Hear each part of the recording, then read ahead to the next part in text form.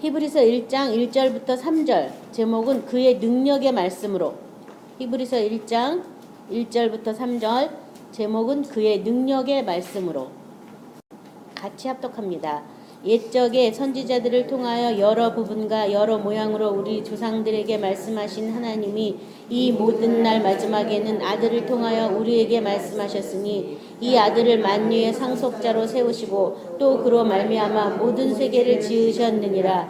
이는 하나님의 영광의 광채시요 그 본체의 형상이시라. 그의 능력의 말씀으로 만물을 붙드시며 죄를 정결케 하는 일을 하시고 높은 곳에 계신 지극히 크신 의의 우편에 앉으셨느니라. 아멘. 자, 능력의 말씀, 그의 능력 제목으로 오늘을 나누겠습니다. 여기 1절에 보면 옛적의 선지자들을 통하여 여러 부분과 여러 모양으로 우리 조상들에게 말씀하신 하나님. 이제 하나님을 설명하는데 뭐라 그러냐면 선지자를 통하여 여러 부분과 여러 모양으로 말씀하시는 하나님. 에 대해서 여러 모양 여러 부분으로 말씀하신다. 하나님께서 우리가 못 알아듣는다고 한 번만 말하고 그만두는 게 아니라 여러 부분 여러 모양으로 말씀하신다. 근데 선지자를 통해서 말씀하셨다고 되어 있죠. 민수기 12장 6절 8절에도 이르시되 내 말을 들으라. 너희 중에 선지자가 있으면 나 여호와가 환상으로 나를 그에게 알리기도 하고 꿈으로 그와 말하기도 하거니와 내 종 모세와는 그렇지 아니하니 그는 내 온 집에 충성함이라. 그와는 내가 대면하여 명백히 말하고 은밀한 말로 하지 아니하며 그는 또 여호와의 형상을 보거늘 너희가 어찌하여 내 종 모세 비방하기를 두려워하지 아니하느냐. 여기도 보면 선지자에게 여호와 하나님께서 환상으로 알리기도 하고 환상으로 나를 그에게 알리. 그 선지자에게 누구를 알리냐면 하나님 자신을 알리기도 하고 또 꿈을 통해서 또 말하기도 한다. 그러니까 하나님이 우리가 말 안 하시는 게 아니라 때로는 환상을 통하여 때로는 꿈을 통해서 말하신다고 하였고요. 더 나아가서 모세와는 내가 대면하여 명백히 말하고 은밀한 말로 말하지 않았다. 내가 명백히 말했다. 대면에서 내가 직접 보고 직접 내가 대면에서 말했다. 뭐 은유적으로 말한 것도 아니라 직접 이렇게 말했다는 거예요. 그래서 많은 사람이 오늘날도 하나님과 내가 대화할 수 있을까? 교제 나눌 수 있을까? 이런 생각을 안 하기 때문에 살아계신 하나님이라고 늘 부르긴 하지만 한 번도 대화를 시도하려고 하지 않고 말씀을 들으려고도 하지 않는 게 이게 바로 문제라는 거예요. 근데 하나님이 우리를 사랑하시는데 우리를 자녀라고 부르시고 본인이 아버지라고 우리에게 예수님 통해서 소개하셨다면 아버지와 아들이 대화를 안 하면 어떻게 그게 아버지와 아들이겠어요. 그렇죠? 아버지가 부르면 네 하고 대답하고 또 나의 소원을 아버지께 아뢰기도 하고 아버지의 뜻을 또 우리가 살피는 그게 부자와의 관계잖아요. 그것처럼 오늘날은 예수님을 통해서 그 아들을 통해서 말씀하셔서 예수님을 통해서 우리가 아버지와 함께 하나 되는 이런 큰 축복의 세계에 우리가 살고 있거든요. 그러니까 내가 듣지 못하고 내가 이해하지 못하고 내가 깨닫지 못하면 여러 모양으로 여러 가지 방법을 통해서 그분이 나에게 말씀하신다. 뭐에 대해서? 자기 자신에 대해서. 내가 어떤 사람인가? 하나님은 어떤 분인가를 말씀해 주신다는 거예요. 모르니까 우리가. 그래서 이 모세와는 대면하고 명백히 말할 정도로 하나님께서 그렇게 하셨는데 저와 여러분도 하나님의 음성을 귀 기울이시고 듣는 것을 훈련하시고 또 하나님의 음성이라 그래서 꼭 뭐 귀로만 말로만 듣는 게 아니라 어떤 환상을 통해서 아까 보니까 꿈을 통해서도 하나님과 또 대화할 수가 있어요. 그러니까 영적으로도 깨어나시기 바랍니다.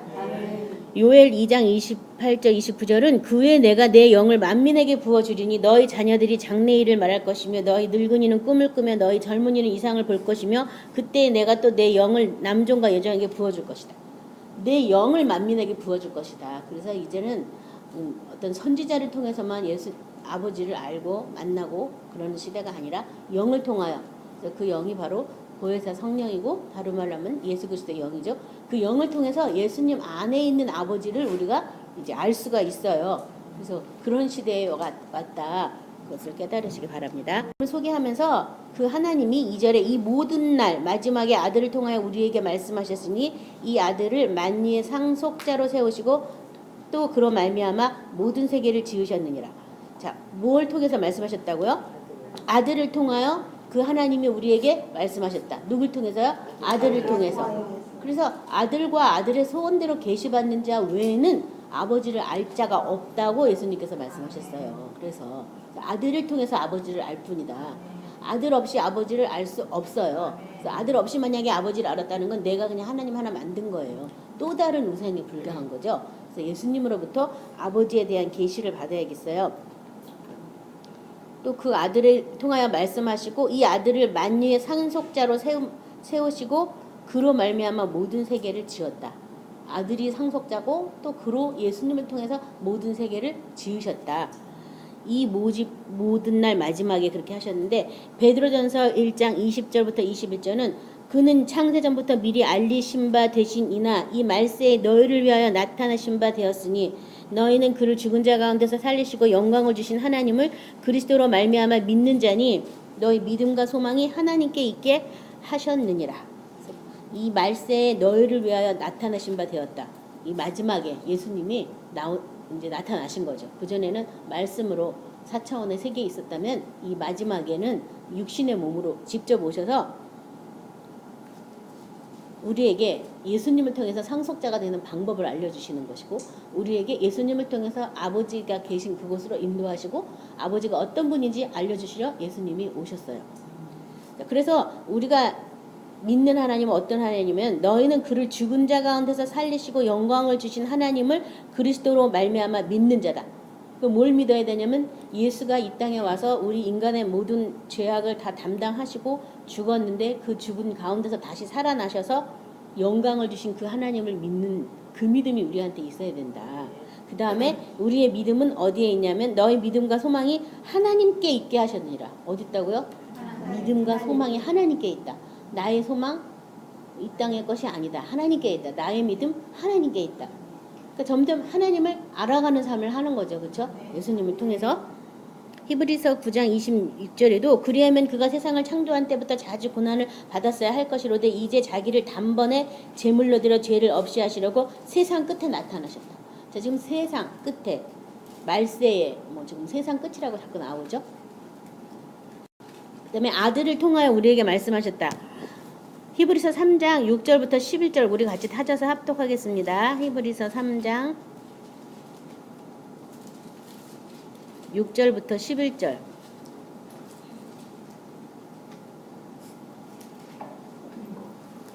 같이 합독합니다. 그리스도는 하나님의 집을 맡은 아들로서 그와 같이 하셨으니 우리가 소망의 확신과 자랑을 끝까지 굳게 잡고 있으면 우리는 그의 집이라. 그러므로 성령이 이르신 바와 같이 오늘 너희가 그의 음성을 듣거든 광야에서 시험하던 날에 거역하던 것 같이 너희 마음을 완고하게 하지 말라. 거기서 너희 열조가 나를 시험하여 증험하고 40년 동안 나의 행사를 보았느니라. 그러므로 내가 이 세대에 노하여 이르기를 그들이 항상 마음이 미혹되어 내 길을 알지 못하는도다 하였고 내가 노하여 맹세한 바와 같이 그들은 내 안식에 들어오지 못하리라 하였느니라. 여기서 보면요. 그 아들을 통해서 우리에게 뭘 말씀하셨냐면요.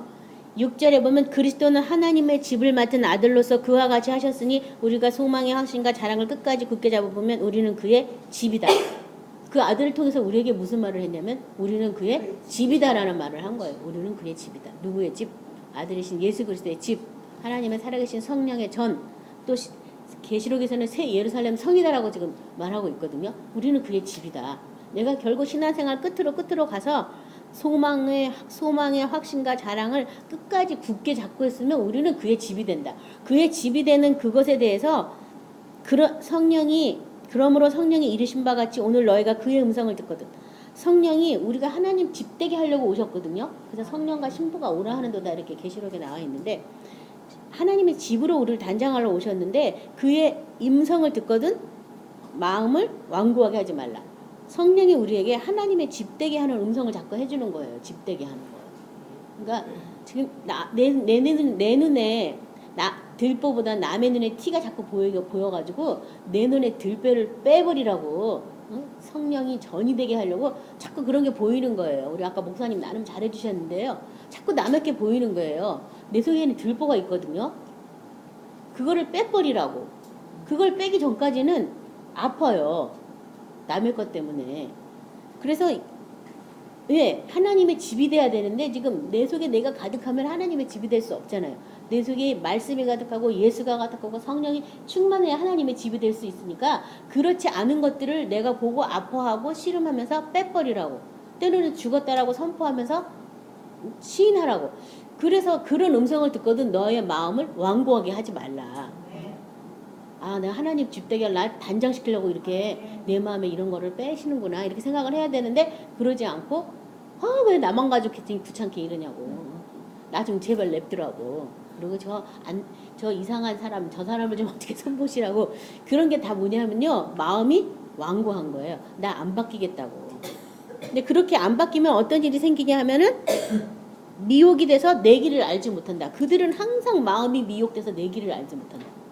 하나님의 길을 지금 걸어가게 하려 하나님 집되게 하려고 하는데 자꾸 딴짓하는 거야. 딴짓. 그 길을 알지 못하고 결국은 그래서 안식에 들어오지 못한다. 내가 하나님의 집이 된다는 건요. 여러분이 여러분의 몸을 관리할 수 있어요?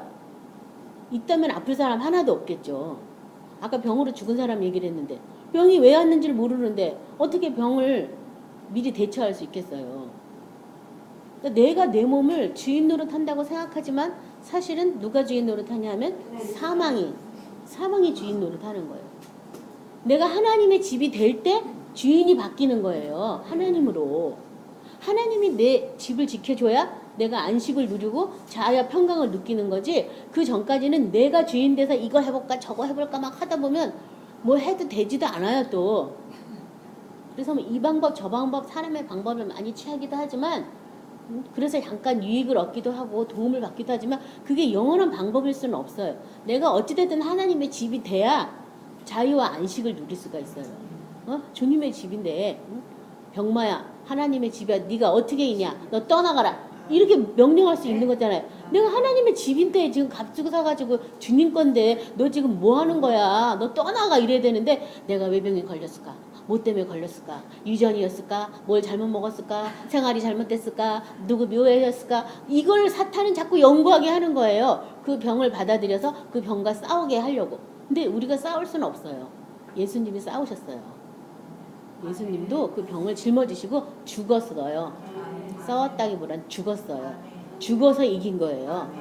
부활하신 생명이 오지 않고는 이길 수가 없어요. 부활하신 예수님의 생명을 새 생명, 새 부대에 담아야 되잖아요. 그렇죠? 그래서 하나님의 집 되는 거예요. 신앙생활의 마지막은 집이에요. 집.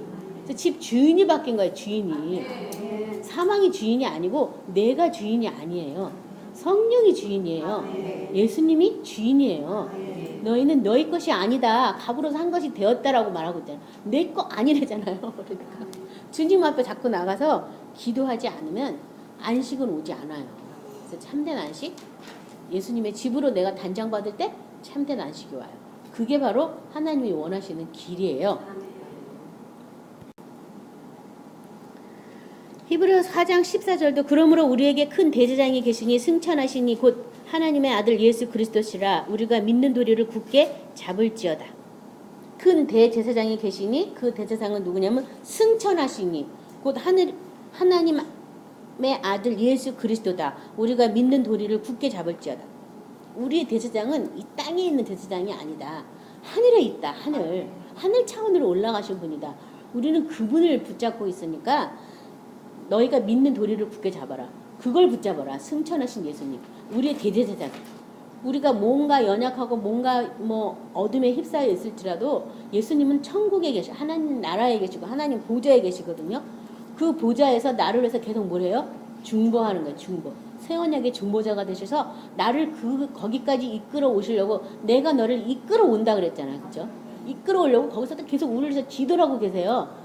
그분을 내가 붙잡으라는 거예요. 딴 사람 붙잡지 말고 사람 붙잡지 말고 경험 붙잡지 말고 지식 붙잡지 말고 그걸 붙잡으라는 거예요. 승천하신 예수님을 붙잡으라는 거예요. 거기서 나를 그곳에 두게 하시려고 지금도 새 생명을 계속 주시는 그 생명의 원천이 되신 주님을 붙잡으라고. 히브리서 5장 8절 9절도 그가 아들이시면서도 받으신 고난으로 순종을 배워서 온전하게 되셨은즉 자기에게 순종하는 모든 자에게 영원한 구원의 근원이 되시고 아들이라도 받으신 고난으로 순종함을 배웠다. 그러니까 고난이라는 것은 순종함을 하기 위해서 고난을 받는 거예요. 하나님의 말씀에 순종하려고 받는 게 고난이에요. 말씀도 없는데 고난 받는다는 말 사람들이 많이 써요. 뭐 아픈 게 고난, 말씀을 순종하지 않으면서 아픈 거는 고난이 아니에요. 그거는 시험이에요. 사탄이 주는 거예요. 내가 말씀을 순종하는데 더 아파져. 그게 고난이에요. 정말 예수로만 충만해지기 위해서 하나님이 얼른 고쳐줄 수도 있는데 기도하고 나서 더 아파진 거예요. 그럴지라도 나는 그 말씀을 계속 순종하는 거예요. 그 순종함으로 우리가 온전해진다고. 그리고 그 본문에 이 아들을 만유의 상속자로 삼으셨다. 아들을 통하여 우리에게 말씀하시고 이 아들을 만유의 상속자로 삼으셨다. 시편 2편 6절에서 9절에요. 내가 나의 왕을 내 거룩한 산 시온에 세웠다 하시리로다. 내가 야훼의 명령을 전하노라. 야훼께서 내게 이르시되 너는 내 아들이라. 오늘 내가 너를 낳았도다. 내가 구하라. 내가 이방 나라를 내 유업으로 주리니 내 소유가 땅끝까지 이르리로다. 내가 철장으로 그들을 깨뜨리며 질그릇같이 부수리라 하시도다. 그래서 예수님이 하나님의 산 시온에 세웠다는 것을 이제 비유로 쓴 시편인데요. 여기 보면은 내가 철장으로 그들을 깨뜨리며 질그릇같이 부수리라. 예수님이 오셔서 우리를 뭐 한다고요? 깨뜨리고 부수는 일을 한다고. 여러분, 예수님이 와가지고 뭐 사랑받고 위로하고 막 이렇게 해주길 여러분은 기대하는 거예요. 근데 하나님의 사랑이 강권하잖아요. 어떻게 강권해요? 한 사람이 죽은 건 모든 사람에서 대신 죽은 것이다. 다시 산자들로 하여금 자기 자신을 하는 게 아니라 죽었다 살아나신 이를 위해서 살게 하는 거. 그게 지금 이 말이에요. 깨뜨리는 거. 완전 박살이 나는 거예요. 그래서 예수님 위에 박살이 나면은 예수님의 생명을 얻는 거고, 예수님 밑에 깔려버리면 아무것도 아니게 되는 거죠. 그래서 왜 그런 비유도 성경에 또 있거든요. 그래서 깨트린다. 내 이 질그릇, 우리 몸이 아무리 뭐 해도 질그릇밖에 안 된다. 질그릇 토기장이가 한번 에이 이거 작품 망쳤네 이러고 툭 망치질하면 어떻게 돼요? 깨지는 거예요. 하나님은 우리를 토기장이시고 우리는 질그릇인데 우리를 걸작품으로 만드시려고 지금 불가마에도 넣었다 뺐다 하고 계신데 우리는 막 힘들다 뜨겁다 제발 그만 둬라 막 이러는 거죠. 응? 그렇게 자꾸 불순물을 빼고 가마에서 연단하면 연단할수록 그 그릇은 점점 귀한 그릇으로 바뀌어요. 그래서 내가 깨져야 되는구나. 깨트려지는 거 당연한 거예요. 발악해봐야 소용없어요. 얼른 만세하고 주님 그렇습니다. 저 이것밖에 안 됩니다. 저 이래서 죽어야 됩니다. 내가 죽은 거 깨닫게 해달라고. 내가 살아서 움직이지 않고 내 속에 와 계신 예수님이 나를 통해서 사는 법을 좀 익히게 해달라고. 이런 기도를 여러분이 하셔야 돼요. 그래서 내가 뭔가 생각하기 전에 주님이 말씀하신 게 뭐지? 이걸 먼저 생각하셔야 되고, 내가 무슨 감정을 풀기 전에 뭐 미워하고 뭐 시기하고 이런 감정을 풀기 전에 주님이 주신 감정은 뭐였지? 항상 기뻐하랬지, 감사하랬지. 아 이걸 해야겠구나. 이걸 하는 거야 이거. 그렇죠? 깨진 사람만이 할 수가 있어요. 나를 부인하는 일. 그리고 더 나가서 죽으셔야 되겠습니다. 마태복음 28장 18, 20절에도 예수께서 나와 말씀하여 이르시되 하늘과 땅의 모든 권세를 내게 주셨으니 그러므로 너희는 가서 모든 족속으로 제자를 삼아 아버지와 아들과 성령의 이름으로 세례를 베풀고 내가 너희에게 분부한 모든 것을 가르쳐 지키게 하라. 볼지어다 내가 세상 끝날까지 너희와 항상 함께 있으리라 하시니라. 그래서 하늘과 땅의 모든 권세를 예수님께 만유의 상속자로 삼으신 예수님께 주셨고 예수님은 우리에게 모든 것을 가르쳐 지키게 하라고 명령하셨어요. 그렇죠? 사람들한테 가르쳐야 되겠습니다. 히브리서 3장 3절부터 4절 우리 같이 찾아서 합독합니다. 자, 그로 말미암아 세계를 지으셨는데요. 히브리서 3장 3절부터 4절. 그는 모세보다 더욱 영광을 받을 만한 것이 마치 집 지은 자가 그 집보다 더욱 존귀함 같으니라. 집마다 지은 이가 있으니 만물을 지으신 이는 하나님이시라. 그래서 예수님을 통해서 모든 세계를 지으셨고요. 요한복음 1장 1절부터 4절도 우리 같이 합독합니다. 뭘로 지으셨나? 1절부터 4절 같이 합독합니다. 요한복음 1장 1절부터 4절. 태초에 말씀이 계시니라. 이 말씀이 하나님과 함께 계셨으니 이 말씀은 곧 하나님이시라. 그가 태초에 하나님과 함께 계셨고 만물이 그로 말미암아 지은 바 되었으니 지은 것이 하나도 그가 없이는 된 것이 없느니라. 그 안에 생명이 있었으니 이 생명은 사람들의 빛이라. 4절까지요. 여기 보면 모든 만물을 예수님을 통하여 모든 세계를 지으셨는데 뭘로 지었어요? 말씀으로. 말씀 안에 뭐가 있다고요? 생명. 이 생명이 바로 빛이다. 그러니까 말씀은 생명이고 빛이다. 그래서 이 모든 만 세계를 예수님을 통하여 지으셨어요. 그 다음에 우리 3절 본문 3절 보겠습니다. 이는 이 모든 만물을 지으신 그것은 하나님의 영광의 광채요 그 본체의 형상이시라. 그 예수님은 하나님의 영광의 광채시요 그 본체의 형상이시라. 그의 능력의 말씀으로 만물을 붙드시며 죄를 정결케 하는 일을 하시고 높은 곳에 계신 지극히 크신 이의 우편에 앉으셨느니라. 제가 언제 예수님이 하는 일 해가지고 이 본문을 오래전에 한 적도 있는데요. 뭐냐면 예수님은 하나님의 영광의 광채 본체의 형상이시고 그 다음에 오늘의 제목 그의 능력의 말씀으로 그의 능력의 말씀 누구의 능력의 말씀? 그의 능력의 말씀. 그가 어떤 분이에요? 모든 만물을 창조하신 분. 모든 만물을 창조하신 분. 창조주 하나님 예수님이죠. 예수님은 그 예수님이 말씀으로 만물을 붙드신다. 뭘로 만물을 붙들어요? 말씀으로 만물을 붙든다. 그의 능력의 말씀으로 만물을 붙든다. 그냥 말씀이 아니라 그의 능력의 말씀으로 만물을 붙든다. 그러니까 저도 그런 것 같아요. 제가 예수님의 생명 안에서 산다고 몸부림치면서 말씀대로 순종하는 것을 계속 하다 보니까 순종치 못하는 나 자신을 깨달은 것이 뭐였냐면 제가 한 8개월을 훈련받은 적인데 뭐였냐면요. 능력이 나한테 하나도 없다는 걸 배우는데 8개월이 걸렸어요. 조금이라도 내 능력으로 뭐가 되면 내가 자꾸 뭘 하려고 그러더라고요. 그래서 나에게는 아무 능력이 없구나. 큰 능력은 하나님 아들이신 예수님밖에 없구나. 나에겐 아무 능력이 없는 거 아는데 8개월이 걸렸거든요. 그래서 그러고 나니까 이 말씀이 능력으로 바뀌더라고요. 그래서 그의 능력의 말씀이다. 말씀이 그냥 말씀이 아니다. 그의 능력의 말씀으로 바뀌었어요. 그 다음에 이 말씀이 능력이구나. 딴 게 능력이 아니구나. 이 말씀이 바로 능력인데 내가 무슨 능력을 받고자 했던가. 말씀이 바로 능력이에요. 그 말씀에 그래서 바울은 말씀에 부탁을 하고 막 그랬잖아요. 성도들을. 그래서 이 능력의 말씀.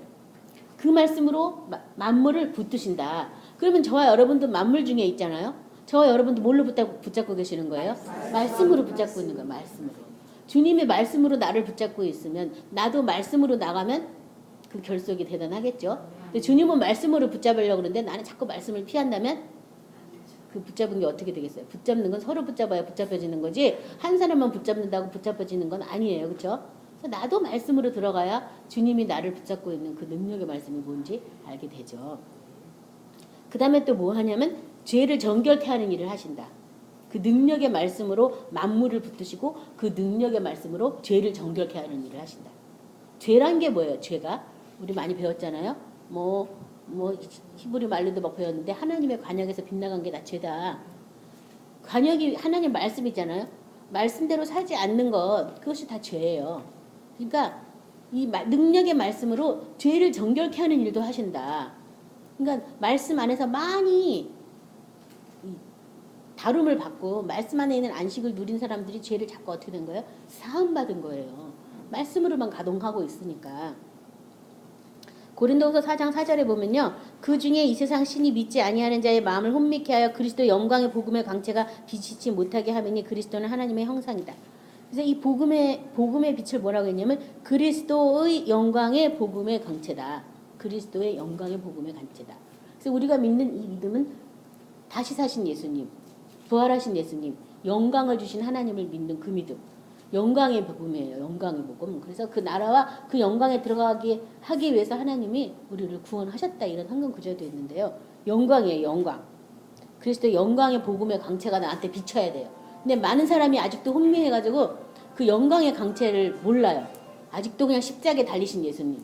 십자가에 예수님 못 박아놓고 예수님 나 때문에 죽으셨죠. 어떻게 해요? 아파서 어떻게 해요? 막 울면서 다시는 안 할게요. 그리고 또 인간이니까 연약해서 또 그러면서 계속 쳇바퀴 도는 거예요. 쳇바퀴. 예수님이 십자가 못 박아 죽은 것은 우리의 죄를 담당하시려고. 하나님과 우리 사이에 잘못된 모든 것을 새롭게 만들려고 돌아가신 거지 죽은 게 끝이 아니죠. 죽어서 부활하신 다음에 새 생명을 주신 거예요. 그러니까 그 영광을 주신 하나님, 그 영광의 강체가 내 마음에 비춰야 돼요. 그 영광의 강체 우리 찬송가에서 뭐라 그랬냐면 사랑이라고 말했어요. 주의 사랑을 비출 때 기쁨 오네. 영광이 다른 말로 말하면 사랑이에요. 사랑. 주님의 사랑이에요. 그래서 사랑의 빛을 내가 나를 얼마나 사랑하셨나. 나를 예수와 맞바꿀 정도로 사랑하셨고 사랑하셔서 십자가 못 박아 죽는 것까지만 한 게 아니라 부활하셔서 그 권능의 보좌까지 우리를 앉히신 그 사랑. 그 사랑이 영광의 강체예요. 그래서 그 사랑을 받았다면 내가 다른 사람도 그렇게 사랑해야죠. 아직 믿음이 안 되고 아직 뭐가 안 됐을지라도 그 사람도 진행 중에 있거든요. 그렇죠? 그래서 이렇게 영광의 강체가 비춰야 되겠습니다. 그 다음에 히브리서 11장 3절 믿음으로 모든 세계가 하나님의 말씀으로 지어진 줄을 우리가 아나니 보이는 것은 나타난 것으로 말미암아 된 것이 아니라 모든 세계가 아까 하나님의 말씀으로 지어졌다 그랬잖아요. 말씀으로 붙잡고 있잖아요. 그러니까 내 생각에 말씀 아닌 것을 붙잡고 하나님이 함께 하시길 원하지만 그건 내 생각이고 예수님은 말씀으로 항상 우리를 붙잡고 계시고 말씀으로 모든 세계가 지어졌어요. 보이는 게 다가 아니에요. 말씀으로 지어진 거예요. 나도 뭘로 지어졌어요? 말씀으로 지어졌어요. 또 거듭났을 때도 내가 오늘날 말씀으로 다시 하나님의 거룩한 말씀에 씨로 거듭났다 이런 구절도 있는데 말씀으로 태어난 거예요. 내가 다시 태어난 것도 말씀이야. 그러니까 나의 모든 뭐 요새 뭐 DNA 뭐 그래가지고 염색체 뭐 이게 갑자기 확 대두돼가지고 별 이상한 일들이 많이 일어나는데요. 나의 DNA도 말씀이에요. 말씀. 그러니까 내가 생각할 수 있는 건 말씀밖에 없다. 이거를 여러분이 믿으셔야 돼요. 딴 생각을 하지 말아야 돼요. 나 말씀밖에 막 이상한 생각 나 수도 나 말씀밖에 생각 못해. 나 말씀으로 태어났어. 딱 그럼 거절해야 돼요. 근데 막 생각을 다 받아들이고 나면은 거절하기가 쉽지가 않아요. 그 다음부터는 쫓아내야 돼요. 이 생각을 막 예수 피로 씻어야 되거든요. 그러니까 딱 생각도 나 말씀밖에 생각 나 말씀으로 태어났거든. 나의 DNA 말씀이야. 이러면서 여러분이 여러분 자신을 늘 말씀으로 새롭게 단장하셔야 되겠습니다. 그래서 나타난 거 보이는 거 이게 다가 아니다. 말씀이다. 말씀으로 붙잡고 있다. 막 아파요. 말씀으로 지금 날 붙잡고 있어요. 그러니까 하나님 말씀을 막 찾아가지고 그 말씀을 막 들이대면서 이 말씀, 이 능력의 말씀으로 나를 붙잡고 계신 주님을 찬양합니다. 경배합니다. 기뻐합니다. 막 이러면서 이게 다 뭡니까? 막 이러면서 말씀의 거물을 막 이렇게 토막토막 내서 쫓아내야죠. 어쩌자고 내가 옛날부터 체질이 약했어. 우리 부모 때부터 이건 유전병이야. 뭐 이러고 있으면 걸려야죠. 어떡하겠어요. 부인해도 막 부인하면서 싸워도 지금 우리가 격렬하게 싸워야 될 판인데 받아들이면 끝난 거예요. 그냥. 그 다음에는 사탄이 합리화가 들어와요. 받아들이고 나면. 계속 합리화시키는 거예요. 우리 조상 중에 누구도 이렇게 죽었어. 그럼 다음 차례 다음에 너 죽어야지 뭐. 그러니까 절대 그걸 받아들이지 마시기 바랍니다.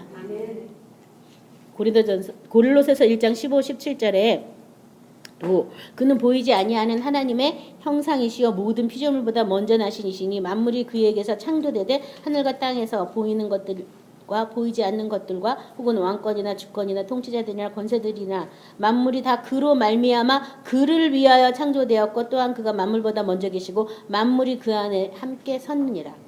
그로 말미암아 그를 위하여 창조되었다. 내가 창조된 목적 누굴 위하여? 예수님을 위하여 창조되었다. 나를 위해서 창조된 게 아니에요. 주인이 내가 아니에요. 예수님. 그리고 그가 만물보다 먼저 계시고 만물이 그 안에 함께 섰느니라. 참 이 말이 얼마나 감사한지 몰라요. 그 안에 함께 섰느니라. 우리가 만물 안에 들어갔는데 내가 어디에 지금 서 있다고요? 예수님 안에 함께 서 있다고. 얼마나 감사한 말씀이죠. 그렇죠? 예수님 안에 내가 함께 서 있다고. 예수님이 나를 지금 붙들고 계시다고. 말씀으로 붙들고 계시고 죄를 정결케 하는 일을 하고 계시다고. 뭘로요? 그의 능력의 말씀으로 이렇게 하고 계신다는 거예요. 히브리서 9장 11절부터 14절 우리 같이 찾아서 합독합니다. 히브리서 9장 11절부터 14절 합독합니다. 그리스도께서는 장래 좋은 일의 대제사장으로 오사 손으로 짓지 아니한 것 곧 이 창조에 속하지 아니한 더 크고 온전한 장막으로 말미암아 염소와 송아지의 피로 아니하고 오직 자기의 피로 영원한 속죄를 이루사 단번에 성소에 들어가셨느니라. 염소와 황소의 피와 및 암송아지의 죄를 부정한 자에게 뿌려 그 육체를 정결하게 하여 거룩하게 하거든 하물며 영원하신 성령으로 말미암아 흠없는 자기를 하나님께 드린 그리스도의 피가 어찌 너의 양심을 죽은 행실에서 깨끗하게 하고 살아계신 하나님을 섬기게 하지 못하겠느냐. 자, 이 창조에 속하지 않은 더 온전한 장막. 그게 뭐예요? 예수님 안에서 예수님의 집이 되는 거잖아요. 그렇죠? 하나님의 집 되는 것. 그것으로 손으로 짓지 아니하는 대제사장이 되셔서 이 창조에 속하지 아니한 더 크고 온전한 장막으로 우리를 만들으셨다는 거예요. 더 크고 온전한 장막. 하나님이 직접 거하실. 그래서 그 장막을 염소의 피로 하지 않고 자기의 피로 단번에 속죄를 이뤄서 그 장막이 되게 하셨다고. 그러니까 우리가 하나님의 집으로 단장되려면 뭐가 필요해요? 예수의 피가 필요한 거예요. 예수의 피가요. 예수의 피. 그래서 여기 14절에도 하물며 영원하신 성령으로 말미암아 흠없는 자기를 하나님께 드린 그리스도의 피가 어찌 너희를 죽은 행실에서 깨끗하게 하고 살아계신 하나님을 섬기게 하지 못하겠느냐. 그리스도의 피로 이 집이 세워졌어요. 그리스도의 피. 그래서 이 피를 사용하는 거 굉장히 중요해요. 제가 아주 설교를 무척 잘하시는 분들의 설교를 듣고 은혜가 인격적으로 넘치는 분들도 만나봤지만 피가 없으신 분이 무척 많아요. 예수님을 소개할 때 피를 절대 얘기 안 해요. 그래서 보면 제가 그래서 잘 관찰을 잘하거든요. 그들이 인격적인 성품은 열매 맺고 한지 모르지만 환경적이라든지 육적인 것에서는 여전히 아프고 힘들어해요. 아, 피가 없으니까 그렇구나. 그래서 우리가 피를 사용할 수 있다는 건 너무 감사하는 일이에요. 그 피가 우리 양심으로 죽은 행실을 살아계신 하나님께 돌아오게 한다. 내 양심을 하나님께로부터 내가 났구나. 내가 하나님의 말씀으로 거듭났구나. 나 말씀밖에 모르는구나. 내 양심을 돌아오게 하는 거예요. 그전에는 내 맘대로 내 뜻대로 내 감정대로 막 살고 말씀 없이 살고 해도 아무 부담이 없었어요. 아무 부담이 없어. 그게 오히려 자연스러운데 그렇게 살려면 너무너무 힘든 거예요. 말씀으로 돌이키면서 살면. 말씀 아닌 걸 쫓으면 뭔가 이상해. 뭔가 막 이거 뭐지 뭔가 이상하네. 막 설교를 다 들었는데도 뭔가 이상해. 다 맞는 말인데 뭔가 이상해. 말씀에 생명력이 없으면 그런 일이 생기죠. 그렇죠? 그래서 이 피가 살아계신 하나님을 섬기게 한다. 피가. 그 피로 우리가 온전한 장막이 돼요. 그래서 그 피를 예수님이 흘리신 것처럼 우리 인간의 피는 예수님과 함께 못 먹었다고 하고 예수님의 새 생명으로 우리가 그 새 생명은 모든 생명은 피에 있잖아요. 그 새 생명을 계속 우리가 공급을 받는데 말씀에다가 피를 더하면 생명으로 나타나게 돼 있어요. 말씀 더하기 피가 생명이에요. 그래서 다른 성경 구절에서도 우리가 피 뿌림을 얻기 위해서 택함 받았다. 택함이라는 것은 성령의 거룩함과 순종함으로 피 뿌림을 얻기 위해서 택함 받는 것이 바로 택함이다. 이거 같이 나누신 적 있죠? 그래서 내가 말씀을 순종하려면 나를 부인해야 돼요. 나를 부인하려면 피가 필요한 거예요. 피가. 내 생명을 부인하려는데 안 돼. 환경을 부인해야 되는데 안 돼. 그때 뭘 해야 되냐면 피를 뿌리는 거예요. 피가 뿌려지면 부인이 돼요. 그 생각나게 하고 기억나게 하는 게 누가 하는 짓이냐면 사탄이 하는 짓이거든요. 내 생각인 것 같지만 사탄이 주는 생각이에요. 그걸 없애는 거는 피밖에 없어요. 피밖에. 그래서 피를 계속 뿌림 받으셔야 되는 거예요. 그래서 나중에 이 피 뿌린 옷을 입었는데 그게 성도의 옳은 행실 흰 세마포 옷이라고 계시록에는 설명되어 있거든요. 옳은 행실을 하기 위해서 여러분은 계속 피를 뿌려야 돼요. 나를 부인하고 내 생명을 부인하고 환경을 부인하고 예수의 생명 안으로 말씀 안에 순종하기 위해서 계속 지속적인 피 뿌림이 필요해요. 더 나가서 또 피를 마시는 거죠. 그렇죠? 마시지 않으면 생명이 없다 그랬으니까 또 마시는 걸 또 계속 하셔야 돼요. 그래서 마시면서 예수님의 생명으로 또 충만하시기를 기도하셔야겠습니다. 마가복음 16장 19절도 주 예수께서 말씀을 마치신 후에 하늘에 올려지사 하나님 우편에 앉으셨느니라. 그래서 지극히 크신 이의 우편에 앉으셨느냐에 대한 설명이고요. 누가복음 22장 69절도 그러나 이제부터는 인자가 하나님의 권능의 우편에 앉아 있으리라 하시니. 그래서 권능의 우편에 앉아 계시다. 히브리서 1장 13절은 어느 때 천사 중 너희에게 내가 내 원수로 내 발등상이 되게 하기까지 너는 내 우편에 앉아 있으라 하셨느냐. 그래서 우편, 이 하나님의 우편을 권능의 우편이라고 이렇게 표현했는데요. 예수님이 부활하셔서 하나님의 권능의 우편에 앉아 계시고 또 원수가 발등상이 될 때까지 우편에 앉아 있으라. 뭐 이거 시편에도 여러 구절 이렇게 인용하는 말씀들 많이 나왔는데 우편에 앉아서 쉬어라 이렇게 하신 그 예수님을 우리가 예수님을 상속자로 한 것처럼 우리도 예수 안에서 상속자가 됐어요. 뭘 유업으로 받으려고? 하늘 나라를 유업으로 받으려고. 근데 하늘나라는 뭘로 만들어진 나라? 말씀으로 만들어진 나라. 온 세계도 뭘로 만들어졌어요? 말씀으로. 그래서 예수님이 지금 그의 능력의 말씀으로 무슨 일을 하신다고요? 만물을 붙들고 계시고 또 뭐 어떤 일을 해요? 죄를 정결케 하는 일을 하시고 또 그 능력의 말씀으로 하나님 보좌 우편에 앉아 계신다. 그래서 이 보좌까지 갔다는 것은 그의 능력을 알게 되는 걸 말하고 있어요. 보좌까지 갔다. 그래서 제가 맨날 얘기하지만 뭐 마귀들과 싸울지라 그 얘기 막 하잖아요. 근데 후렴구가 계속 뭐냐면 영광 영광 할렐루야 영광 영광 할렐루야. 그 보좌에 올라가서 그 할렐루야 송을 하는 거예요. 영광 영광 하면서. 그래서 그 영광이 또 다른 말은 사랑이다라고 제가 말씀드렸는데요.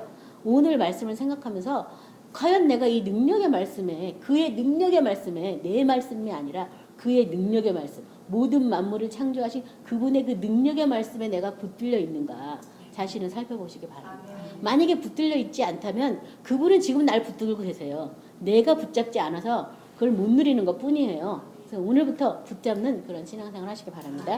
오늘 말씀 생각하면서 기도하겠습니다.